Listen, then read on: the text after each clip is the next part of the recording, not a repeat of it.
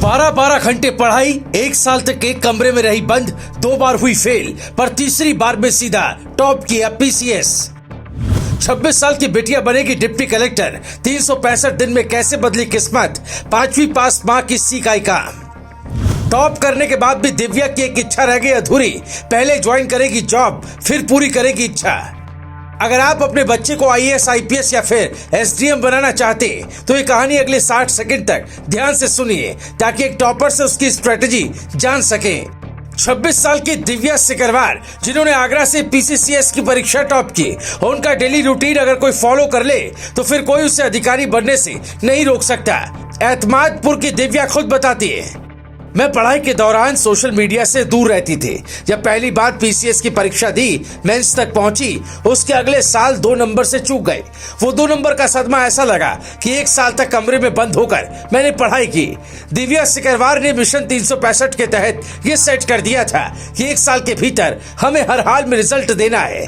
वो टॉप होने का नहीं सोच रही थी, बस उन्हें था कि रैंक अच्छी आ जाए, क्योंकि अच्छी रैंक के बाद ही आप अच्छी पोस्ट पा सकते, वरना दिन रात पढ़ने के बाद भी अधिकारी बनने का सपना अधूरा रह सकता है। दिव्या का रूटीन करीब 12-12 घंटे तक पढ़ाई का था। उन्होंने कोई कोचिंग नहीं ली, बस ऑनलाइन ऐप के जरिए पढ़ाई की और सेल्फ स्टडी पर फोकस किया। मुझे उम्मीद थी कि अच्छी रैंक आएगी, पर टॉप होने की उम्मीद नहीं थी। अब दिव्या सिकरवार डिप्टी कलेक्टर बनेंगी, लेकिन उनकी एक इच्छा अब भी अधूरी है। उनका असल टारगेट यूपीएससी की परीक्षा पास कर कलेक्टर बनना है। हो सकता है वो अगले 1-2 साल में यूपी पीसीएस की तरह यूपीएससी की परीक्षा भी पास कर ले। उनके पिता और रिटायर्ड फौजी राजपाल कहते, मैंने कभी बेटी बेटा में फर्क नहीं किया, आज मुझे अपनी बेटी पर गर्व है।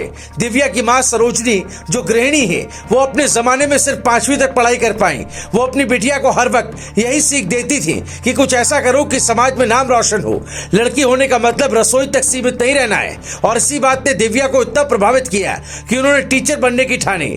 इसके लिए बीएड में एडमिशन भी लिया।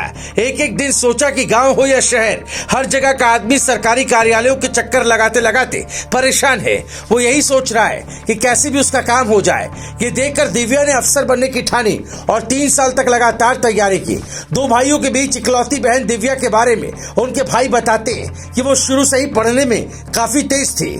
दिव्या सिकरवार ने 10वीं की परीक्षा 77% अंकों के साथ पास की।